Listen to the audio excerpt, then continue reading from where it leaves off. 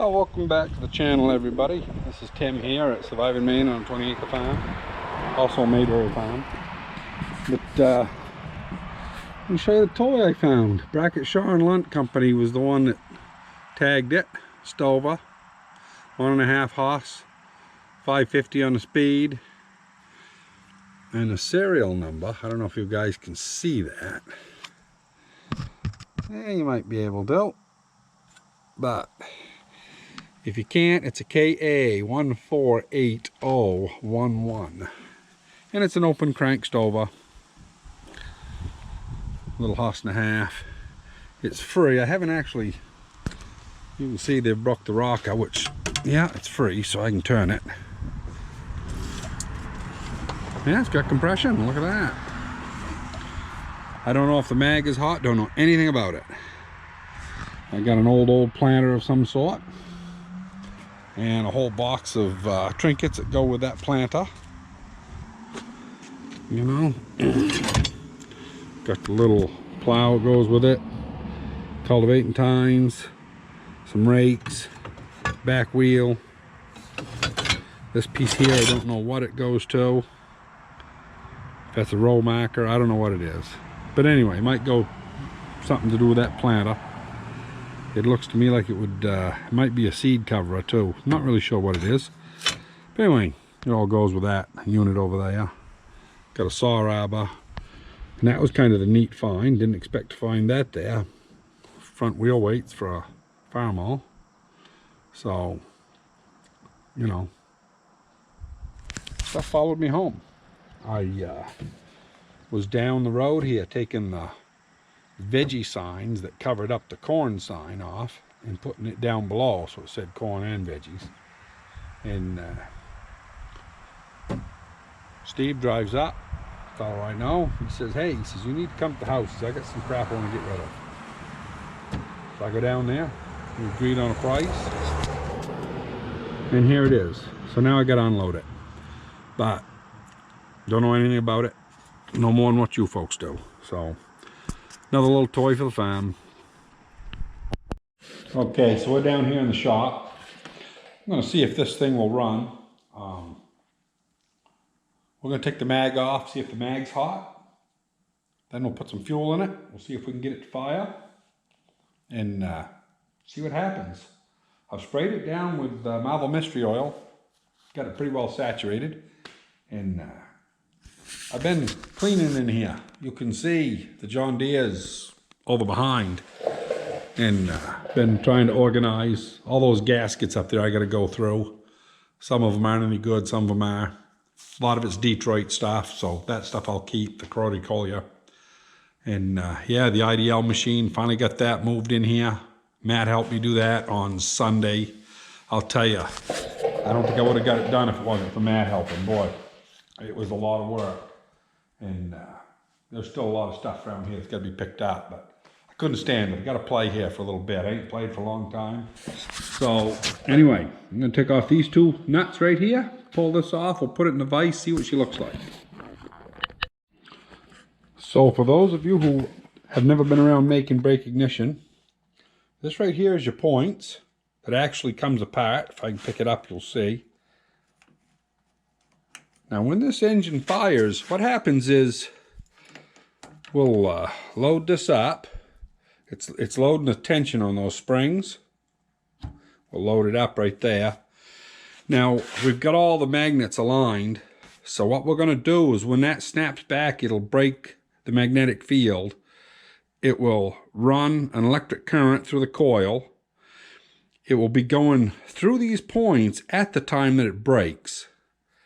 So it will make a spark. Basically the same thing that happens on a points in a regular vehicle when a condenser is bad. That's what your condenser is actually there to do, is to, you know, take care of this spark right here, this extra energy. So let's see here what it does if I trip it. Get it here so I can see. See that great big flash? That's a real hot mag. Yeah, I like that. Yeah, that'll fire an engine slicker than a whistle. And these handles, they go back. They just sit there when it's running, just lay there like that. And you just run them over onto the top of that cam, pull them back. This is designed for a big engine, something that you can't actually roll over compression. You bounce it backwards, and then you just knock it down right when the piston stops, and it'll fire a charge for you. I think I'll squirt a couple of little squirts of gasoline in the cylinder, and we'll see if this old girl will fire. Okay, we'll give it a little squirt of gas in there.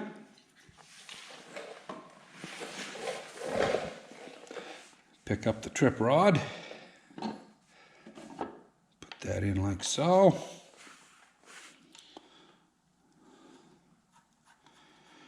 I'll tell you, these make and break ignitions, they're extremely simple, and when they're working right, they're excellent.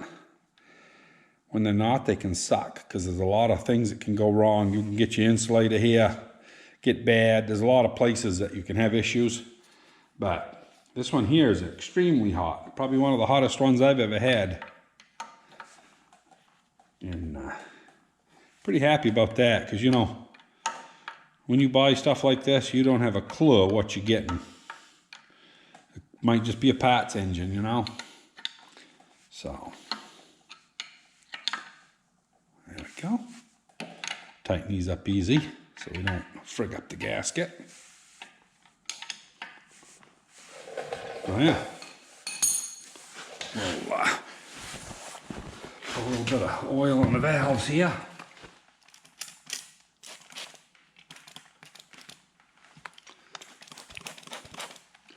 Wet stuff up that's on the outside here. Put the timing back. This little lever here, that's for start, that's for run. All it does is pull the arm back a little bit. Let's see here, this old girl will run.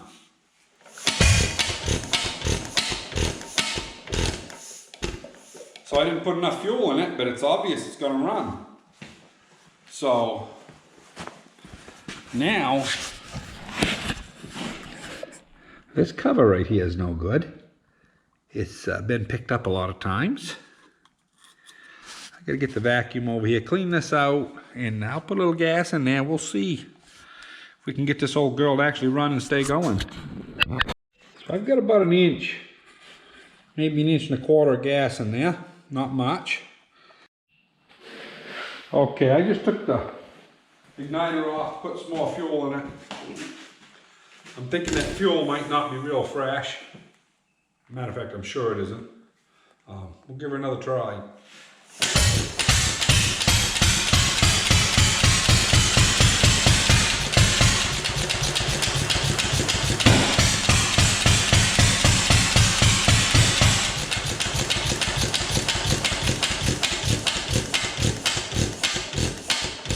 Well, gonna need some carb work. I gotta get the oiler, put some oil in the oiler. I've just been spraying the end of the piston there with Marvel Mystery. But, you know, everything seems to have pretty good compression. So, it's gonna be a runner. I'm actually not gonna take it apart. I'm just gonna put some fresh grease on stuff and oil it and run it. There's no reason that old girl, them ain't been off. Wow. I'll tell you, this thing, I believe it's been probably 40 years or more since this was actually run. The guy that I bought it off, I knew 20 some years ago that he had it. Nah, that didn't even had oil, modern grease put in it. So, yeah, I would say that this probably hasn't been run since the 60s. 50s or 60s, somewhere in there. That was kind of the cutoff point around this part of the country when people stopped using these. You know, early 50s. Not too far after World War II. Modern stuff came out, you know, and everybody had all the old Model A's that were sitting around.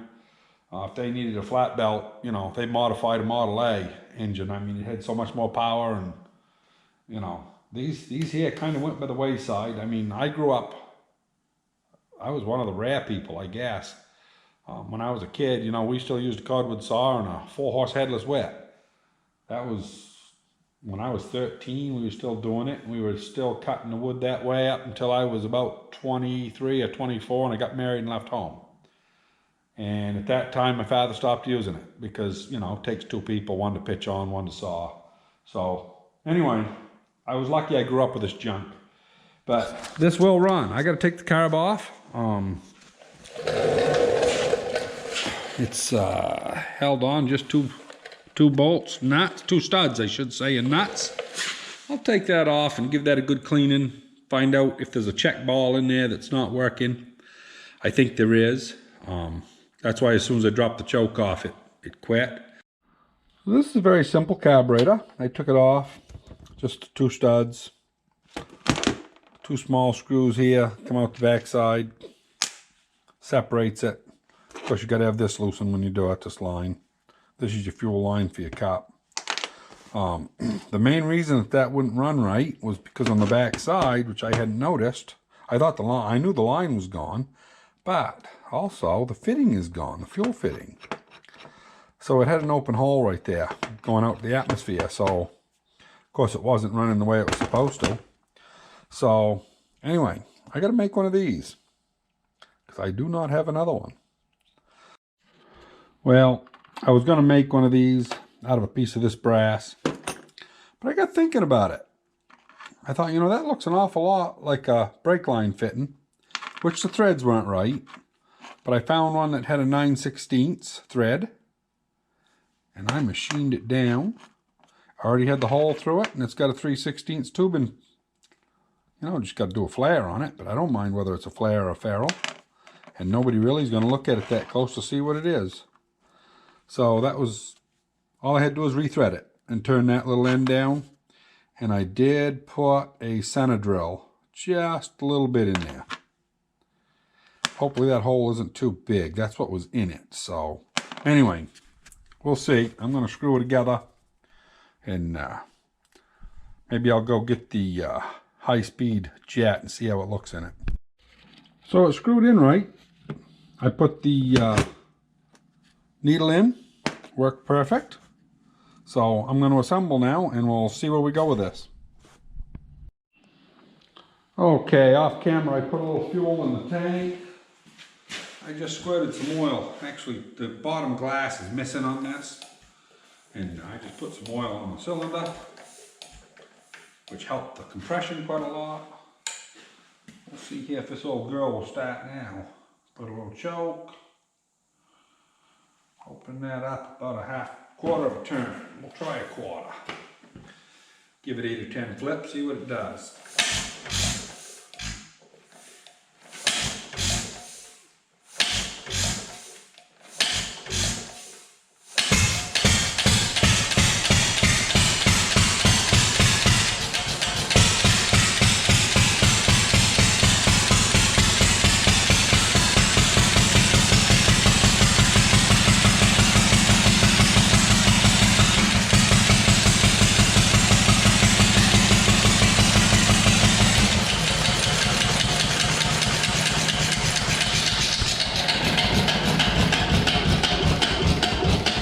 That old girl is going to be a good runner.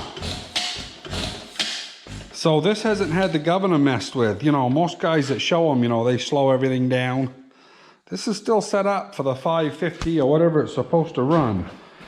And I didn't have the cover for this.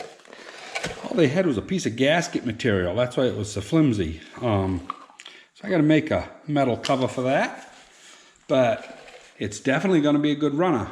And yeah, I can't see what that speed says. But anyway, you can pay attention to the beginning of the video there again. I don't remember. But yeah, it's going to be a good one. Anyway, it runs. It's been, I would guess, 70 years since this engine has run probably. So, kind of fun. Anyway, hope everybody enjoyed. We'll see you on the next one.